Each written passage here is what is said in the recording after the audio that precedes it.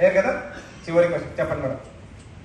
నేను అంటే నా ఆస్తి కాదు, నేను అంటే నా ఉద్యోగము కాదు, నేను అంటే నా గుంపు కాదు, నేను అంటే నా శరీరము కాదు, నేను అంటే నా గతము కాదు, నేను అంటే నా భవిష్యత్తు కాదు, నేను అంటే నా పరువు ప్రతిష్ట కాదు, నేను అంటే నా విధానం, నేను అంటే నేనే. అది సరిపోయింది కదా. చాలా క్లియర్గా ఉంది. మనమందరము ఐడెంటిఫికేషన్ చేసుకుంటా ఉంటాం. నేనంటే ఏంటి అవునా కదా. నేను తెల్లగా ఉన్నాను సరిపోయిందా? ఇది కొద్ది రోజులు తెలుగు ఆడిపోతే ఎండకపోతే అయిపోయాయి. అశాశ్వతమైనది. డబ్బులు ఉన్నాయి, శాశ్వతమా? గ్యారెంటీనా? కోవిడ్ టైంలో మన డబ్బులు ఏం పనికిరాలి.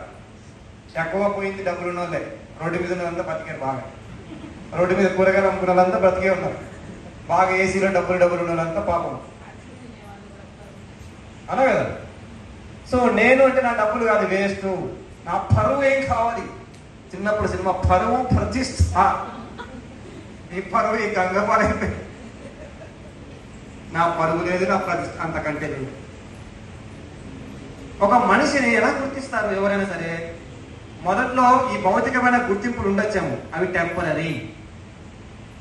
కిషన్ రెడ్డి గారు అంటే ఒక మోనార్కు, నాకు ఆ గుర్తింపు ఉంది. నేనంటే కూడా ఒక మోనార్కు. ఎవరి మాట వినడు సీతయ్య అనా కదా. ఒక లాంగ్ టైం ఒక్కరోజు నేను అలా చేయలేదు. గత 15 సంవత్సరాలుగా నేను చూసాను. నా గుర్తు, నేను కర్తాల ట్రస్టీలో ఉన్నప్పుడు అప్పుడే గేట్ కోసం గొడవడబడేవాడు. ఏం సార్ గుర్తుందా? మీకు గుర్తుందా? గేట్ కోసం పోరాటం చేశారు. నాకు బాగా గుర్తుంది. అప్పటి నుండి ఇప్పుడు పోరాటం చేస్తూనే ఉన్నారు. ఆయనకు ఒక విధానం, ఆయన విధానం. కిషన్ రెడ్డి గారు అంటే ఒక విధానము. పత్రి సార్ అంటే ఒక విధానం.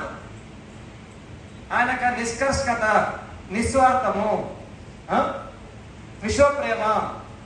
ఆయన కోసం ఆయన ఏమి పెట్టుకోలేదు. అలా పిల్లల కోసం కూడా ఏం పెట్టుకోలేదు అన్నా కదా. అండ్ నెక్స్ట్ ఈ పిరమిడల్ సొసైటీ మా పిల్లలకి ఎందుకు అక్కడ రాశాడు. అయినా సార్ లేదు, ఏం పెట్టుకోలేదా? ఎంత నిస్వార్థం. పత్రి సార్ అంటే ఒక కొండంత నిస్వార్థము. మరి మనమేంటి? మేమేంటి?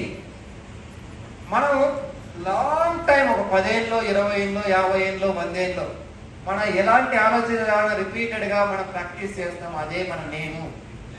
ఇప్పుడు ఉన్న నేను ఎంతవరకు కరెక్టో చెక్ చేసుకోవాలి ఎవరికి వాళ్ళు.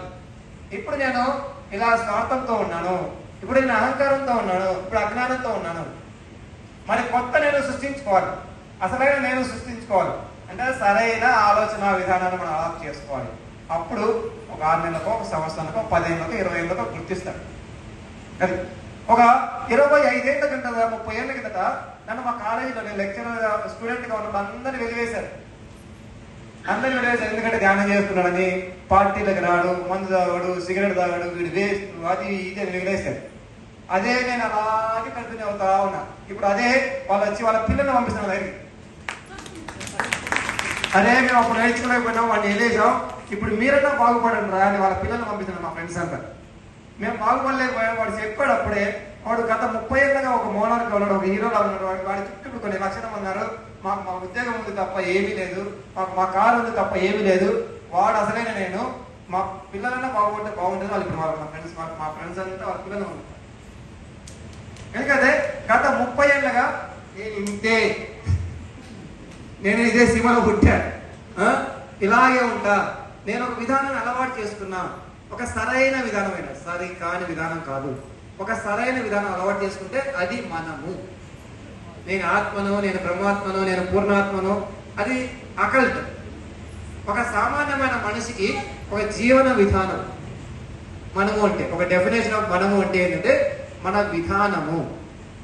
మన విధానం వల్ల మనం ఐడెంటిఫై చేస్తాం. ఓకేనా? Thank you very much madam. So thank